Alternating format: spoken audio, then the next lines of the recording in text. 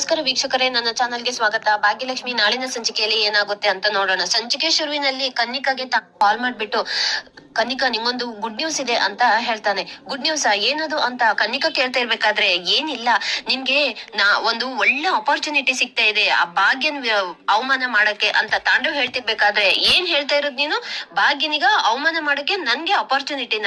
ಏನ್ ಅಂದ್ರೆ ಹಾಗೆ ಏನ್ ನಿನ್ ಮಾತಿನ ಅರ್ಥ ಅಂತ ಅವಾಗ ಕನ್ನಿಕಾ ಕೇಳ್ತಿರ್ಬೇಕಾದ್ರೆ, ನೋಡು ಅದನ್ನೆಲ್ಲ ಇವಾಗ್ಲೇನೆ ನಾನ್ ಇವಾಗ ಬಿಡಿಸಿ ಹೇಳ್ಬಿಟ್ರೆ ಎಲ್ಲಿ ಮಜಾ ಸಿಗುತ್ತೆ, ಅದಕ್ಕೋಸ್ಕರ ನೀವು ಕಾಯ್ಲೇಬೇಕು. ಇವಾಗ ಭಾಗ್ಯನ್ ವಿರುದ್ಧ ನಿಮ್ಗೆ ಇವಾಗ ಸೇಡ್ ಇದೆಯಲ್ವಾ, ಅವಳಿಗೆ ಅವಮಾನ ಮಾಡ್ಬೇಕು ಅಂತ ಕಾಯ್ಕೊಂಡಿದ್ದೀರಲ್ವಾ, ಒಂದು ಒಳ್ಳೆ ಅಪರ್ಚುನಿಟಿ ಅಂತೂ ನಿಮ್ಗೆ ಸಿಗೋದಂತೂ ಖಂಡಿತ ಅಂತ ಅವಾಗ ತಾಂಡವ್ ಹೇಳ್ತಿರ್ಬೇಕಾದ್ರೆ, ಹೌದಾ, ಅಂತ ಅಪರ್ಚುನಿಟಿ ಏನಾದ್ರೂ ಸಿಕ್ಕಿದ್ರೆ ನಾನ್ ಮಾತ್ರ ಖಂಡಿತ ಅದನ್ನ ಬಿಡಲ್ಲ.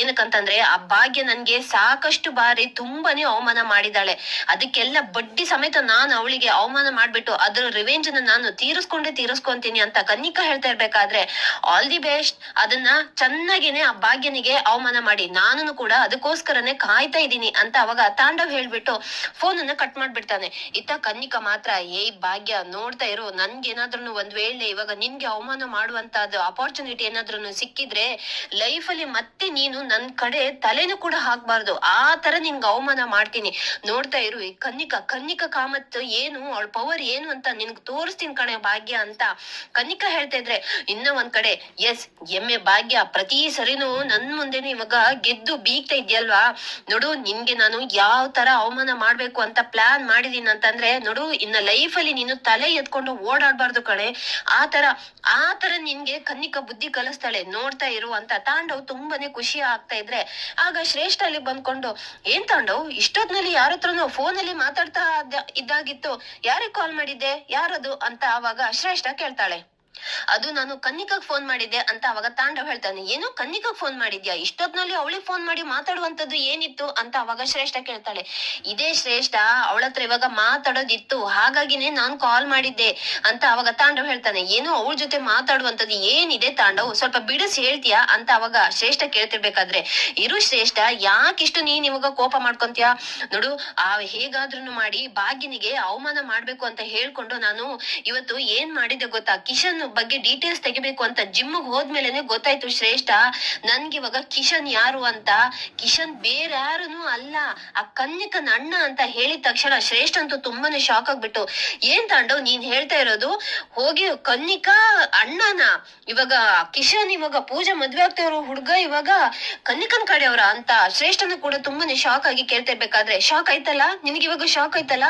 ಇದೇ ತರ ಶಾಕ್ ಕೂಡ ನನ್ಗುನು ಆಗಿತ್ತು.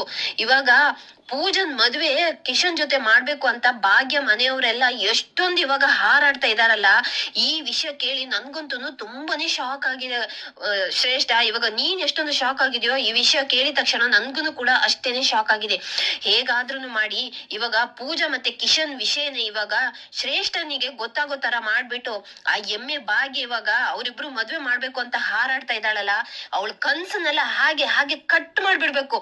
ಲೈಫ್ ಅಲ್ಲಿ ಅವಳು ಪೂಜನಿಗೆ ಮದ್ವೆ ಮಾಡೋದಲ್ಲ, ಯಾವ ಗಂಡನ್ ಹುಡ್ಕೋಕು ಕೂಡ ಅವಳು ಲಾಯಕ್ ಇರ್ಬಾರ್ದು. ಇವಾಗ ಒಂದ್ ವೇಳೆ ಇವಾಗ ಕನ್ನಿಕಾಗ್ ಏನಾದ್ರು ಇವಾಗ ನನ್ನ ಅಣ್ಣ ಲವ್ ಮಾಡ್ತಾ ಇರೋದು ಇವಾಗ ಪೂಜನ್ ಅಂತ ಗೊತ್ತಾದಿದ್ರೆ ಕನ್ನಿಕಾ ಬಿಡ್ತಾಳ? ಚೆನ್ನಾಗಿನೇ ಆ ಭಾಗ್ಯಗೆ ಅವಮಾನ ಮಾಡ್ಬಿಡ್ತಾಳೆ. ಭಾಗ್ಯ ಅವಮಾನ ಸಹಿಸಕ್ಕಾಗ್ದೆ ಆಮೇಲೆ ಪೂಜನಿಗೆ ಎಲ್ಲೂ ಕೂಡ ಸಂಬಂಧನೇ ಹುಡುಕ್ಬಾರ್ದು, ಅವಳು ಮತ್ತೆ ತಲೆ ಎತ್ಕೊಂಡು ಓಡಾಡ್ಬಾರ್ದು, ಆ ತರ ಒಂದು ಸಿಚುವೇಶನ್ ಆಗ್ಲಿ ಅಂತ ಇವಾಗ ನಾನು ಕಾಯ್ಕೊಂಡಿದೀನಿ. ನೋಡು, ಇನ್ನ ನಮ್ಗೆ ಪೂಜಾ ವಿಷಯದಲ್ಲಿ, ಪೂಜಾ ಮದ್ವೆ ನಿಲ್ಸೋ ವಿಷಯದಲ್ಲಿ ನಮ್ಗೆ ಯಾವ ಕೆಲ್ಸನೂ ಇಲ್ಲ. ಯಾಕಂತಂದ್ರೆ ಇನ್ನ ಮುಂದಿನ ಕೆಲ್ಸ ಎಲ್ಲದನ್ನು ಕೂಡ ಕನ್ನಿಕನ್ನೇ ಮಾಡ್ಕೊಂತಾಳೆ ಅಂತ ತಾಂಡವ್ ಹೇಳ್ತಿದ್ರೆ, ವಾವ್ ಸೂಪರ್ ತಾಂಡವ್, ನೀನ್ ಹೇಳಿರೋದಂತೂ ಕೇಳಕ್ಕಂತೂ ತುಂಬಾನೇ ಮಜಾ ಬರ್ತಾ ಇದೆ ಅಂತ ಅವಾಗ ಶ್ರೇಷ್ಠ ಹೇಳ್ತಾಳೆ. ಅಲ್ವಾ ನನ್ಗೂ ಕೂಡ ಅಷ್ಟೇ ಮಜಾ ಬರ್ತಾ ಇದೆ ಶ್ರೇಷ್ಠ, ನಾನಂತೂ ಇವಾಗ ಕನ್ನಿಕಗೆ ಈ ವಿಷಯ ಎಲ್ಲ ಗೊತ್ತಾಗ್ಬಿಟ್ಟು ಅವಳು ಭಾಗ್ಯನಿಗೆ ಯಾವ ತರ ಅವಮಾನ ಮಾಡ್ತಾಳಂತ ಅದನ್ನಂತೂ ನೋಡಕ್ಕಂತೂ ನಾನು ತುಂಬಾನೇ ಎಕ್ಸೈಟ್ ಆಗಿದ್ದೀನಿ ಅಂತ ಹೇಳ್ಕೊಂಡು ತಾಂಡವ್ ಅಂತೂ ತುಂಬಾನೇ ಖುಷಿ ಆಗ್ತಾ ಇರ್ತಾನೆ.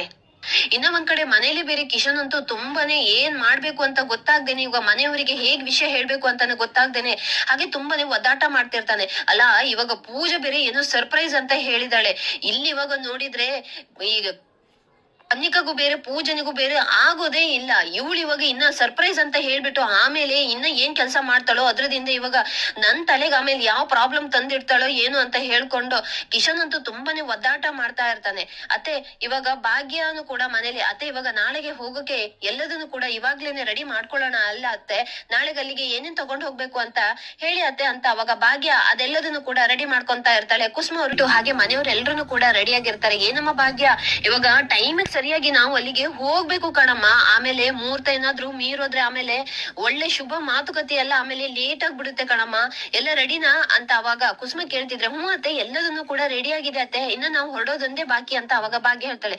ಸರಿ ಆಯ್ತಮ್ಮ ಮತ್ತೆ ಯಾಕೆ ತಡ ಮಾಡೋದು, ಎಲ್ಲ ನಡೀರಿ ಹೊರಡೋಣ ಅಂತ ಅವಾಗ ಭಾಗ್ಯ ಮತ್ತೆ ಕುಸುಮ ಹೇಳ್ತಾ ಇರ್ತಾರೆ. ಆಗ ಇನ್ನೂ ಒಂದ್ ಕಡೆ ಭಾಗ್ಯ ಪೂಜಾ ಇವಾಗ ಕಿಶನ್ಗೆ ಹೇಳಿದ್ಯಾ ಇವಾಗ ನಾವು ಅವ್ರ ಮನೆಗೆ ಬರ್ತಾ ಇರೋದಂತ ಅಂತ ಅವಾಗ ಪೂಜಾ ಕೇಳ್ತಿದ್ರೆ ಅಕ್ಕ ಹೇಳಿದೀನಿ ಅಂತ ಅವಾಗ ಪೂಜಾ ಹೇಳ್ತಾ ಇರ್ತಾಳೆ. ಇನ್ನ ಒಂದ್ ಕಡೆ ಪೂಜಾ ಮಾತ್ರ ಕಿಶನ್ ನಾನ್ ಇವಾಗ ನಿನ್ಗೆ ಹೇಳಿಲ್ಲ, ಆದ್ರೆ ನಾನ್ ಮಾತ್ರ ಅಲ್ಲಿಗ್ ಬಂದ್ಕೊಂಡು ನಿನ್ಗೆ ಫೋನ್ ಮಾಡ್ಬಿಟ್ಟು ನಾನ್ ನಿನ್ಗೆ ಸರ್ಪ್ರೈಸ್ ಕೊಡ್ತೀನಿ, ಅವಾಗ ನಿನ್ ಫೇಸ್ ಅಲ್ಲಿ ಯಾವ ತರ ಎಕ್ಸೈಟ್ಮೆಂಟ್ ಇರುತ್ತಂತ ನಾನ್ ಅದನ್ನ ನೋಡಕ್ಕೆ ತುಂಬಾನೇ ಕಾಯ್ಕೊಂಡಿದೀನಿ ಅಂತ ಪೂಜಾ ಮನ್ಸೊಳಗಡೆನೆ ಇನ್ನ ಒಂದ್ ಕಡೆ ಹೇಳ್ತಾ ಇರ್ತಾಳೆ. ಹಾಗೆ ಭಾಗ್ಯ ಮನೆಯವರೆಲ್ಲ ಕಿಶನ್ ಮನೆ ಮುಂದೆನೆ ಬಂದು ನಿಂತ್ಕೊಂಡಿರ್ತಾರೆ. ಆಗ ಪೂಜಾ ಆವಾಗ ಕಿಶನ್ಗೆ ಫೋನ್ ಮಾಡ್ಬಿಟ್ಟು ಕಿಶನ್ ನಾನ್ ನಿನ್ಗೆ ಫೋನ್ ಮಾಡಿ ನಿನ್ನೆ ಸರ್ಪ್ರೈಸ್ ಇದೆ ಅಂತ ಹೇಳಿದೀನಲ್ವಾ, ಅದೇನ್ ಗೊತ್ತಾ ನಾವು ಇವಾಗ ಮದ್ವೆ ಮಾತುಕತೆ ಮಾಡಕಂತಾನೆ ಇವಾಗ ನಿಮ್ ಮನೆ ಮುಂದೆ ನಿಂತ್ಕೊಂಡಿದೀವಿ, ನೀನು ಹೊರಗಡೆ ಬಂದ್ ನೋಡು ಅಂತ ಪೂಜಾ ಹೇಳ್ಬಿಡ್ತಾಳೆ.